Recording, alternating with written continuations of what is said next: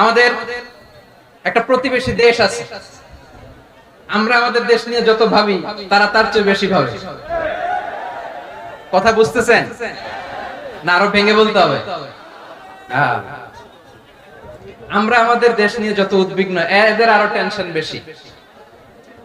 বলেন আমাদের দেশে শান্তি আছে না নাই? আমরা হিন্দু মুসলিমে কখনো দাঙ্গা লাগে? আসতে বলেন কেন লাগে? ওদের পূজা পার্বণে আমাদের মাদ্রাসার ছেলেরা যে পাহারা দেয়, চিল্লায় বলেন ঠিক কিনা? আমাদের তাফসীর মাহফিলের সময় ওরা ডিস্টার্ব করে, ঢোল বাজায় না। ওদের পূজা পার্বণের সময় আমাদের তাফসীর মাহফিলের ডেট হলে আমরা চেঞ্জ করে দেই। সুবহানাল্লাহ, কি সাম্প্রদায়িক সম্প্রীতির রোল মডেল। আর ওই বাংলাদেশের ব্যাপারে তারা অনেক ডিসইনফরমেশন ছড়াচ্ছিল। ভারতের অনেকগুলো গণমাধ্যম, আমি জেনারেলাইজ করব না, আমাদের প্রতিবেশী দেশের সব গণমাধ্যমকে আমি দোষ দিতে চাই না, অনেকগুলো গণমাধ্যম তারা ডিসইনফরমেশন শেয়ার করেছে। ডিসইনফরমেশন আর মিস ইনফরমেশনের পার্থক্য আছে। মিস ইনফরমেশন না জেনে ভুল বুঝে একটা মিথ্যা বা ভুল তথ্য ছড়িয়ে দেয়া, এটার ক্ষমা আছে, এটার কি আছে। আর ডিসইনফরমেশন মানে ইচ্ছা করে, প্ল্যান করে, ম্যাপ করে, ছক এঁকে মিথ্যা, গুজব, রটনা সোশ্যাল মিডিয়ায় ছড়ানো, এটার ক্ষমা আছে? আওয়াজ করে বলেন ক্ষমা আছে? ভারতের কিছু গণমাধ্যম তাই করেছে, আমরা ব্যথিত হয়েছি, আমাদের হৃদয়ে রক্তক্ষরণ হয়েছে। আমাদের প্রতিবেশী দেশকে বলতে চাই, আমাদের দেশ নিয়ে আপনাদের ভাবার দরকার নাই, নিজের চরকায় তেল দেন, নিজের দেশ নিয়ে ভাবেন।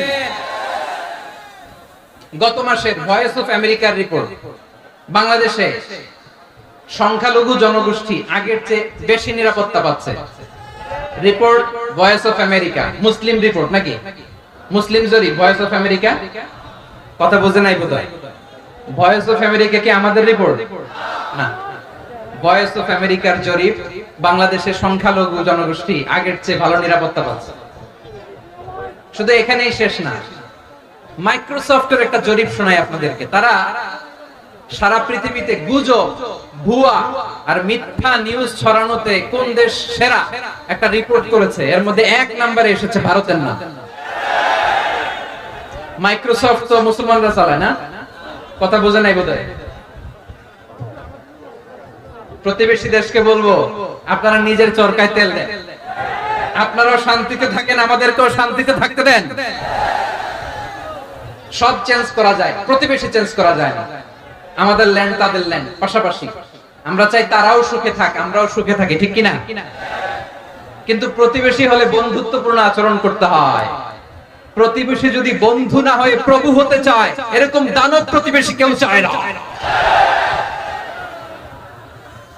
ভারত যদি বন্ধুত্ব উপহার দেয়, আমরা বন্ধুত্ব দিব, কি বলেন?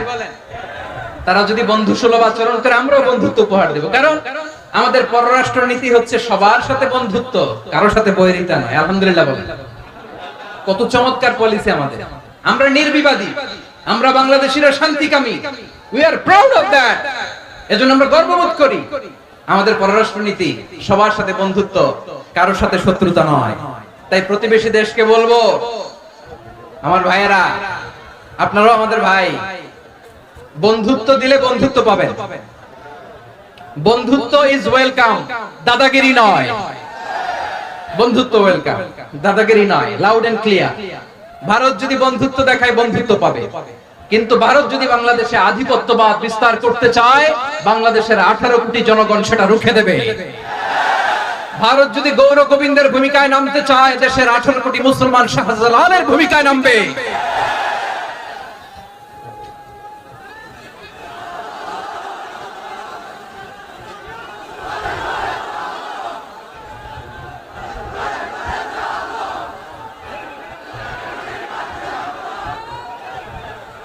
প্রিয় ভাইয়েরা, আমরা বন্ধুত্বে বিশ্বাসী, শত্রুতায় নয়, ঠিক কিনা বলেন? আল্লাহ আমাদেরকে বোঝার তৌফিক দান করুন।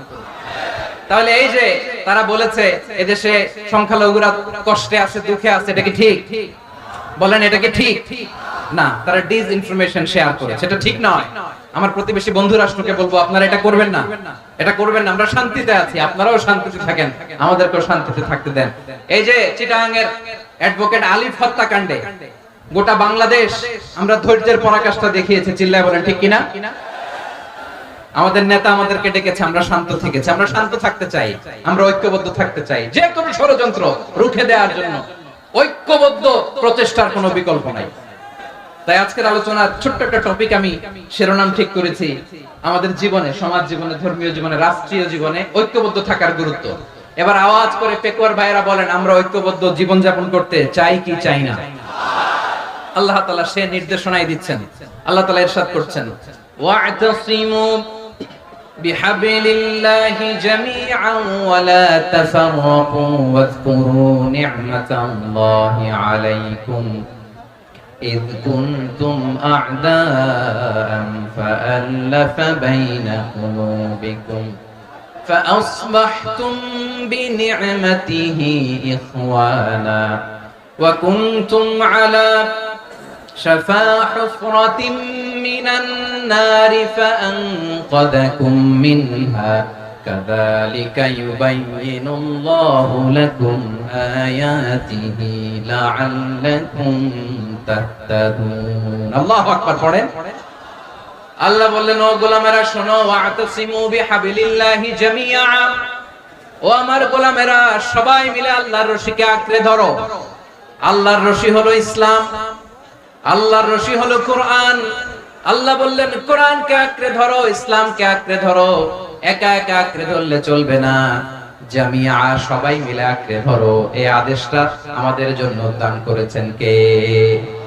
আল্লাহ তাআলার নির্দেশ, ওয়া'তাসিমু বিহাবলিল্লাহি জামিআ, সবাই মিলে আল্লাহর রশিকে আঁকড়ে ধরো। হাবলুল্লাহ মানে আল্লাহর রশি। হাবলুল্লাহ মানে কি? রশি। এই হাবলুল্লাহ আল্লাহর রশি বা আল্লাহর রজ্জু দ্বারা উদ্দেশ্য হচ্ছে ইসলাম। আল্লাহর রশি দ্বারা উদ্দেশ্য কি? তাফসিরে অনেক ব্যাখ্যা এসেছে। এই এরকম পরিস্থিতিতে তাফসিরের সূক্ষ্ম সূক্ষ্ম বিষয়গুলো আমরা শোনাতে চাই, কিন্তু পরিবেশ হয়ে ওঠে না। আল্লাহর রজ্জু বা আল্লাহর রশি দ্বারা উদ্দেশ্য হচ্ছে ইসলাম। আল্লাহর রজ্জু বা আল্লাহর রশি দ্বারা উদ্দেশ্য হচ্ছে কোরআন। কারণ কোরআন আমাদেরকে ঐক্যবদ্ধ করে, ইসলাম আমাদেরকে ঐক্যবদ্ধ করে। চিল্লায় বলেন ঠিক কিনা? এজন্য আল্লাহ বললেন, তোমরা আমার রশিকে আঁকড়ে ধরো, বিচ্ছিন্ন হয়ে না। আমার দেয়া নিয়ামতগুলো স্মরণ করো। যখন তোমরা ছিলে শত্রু, তোমাদের মধ্যে হৃদয়ে আমি আল্লাহ ভালোবাসা ঢেলে দিলাম, ফলে তোমরা সবাই ভাই ভাই হয়ে গেলে।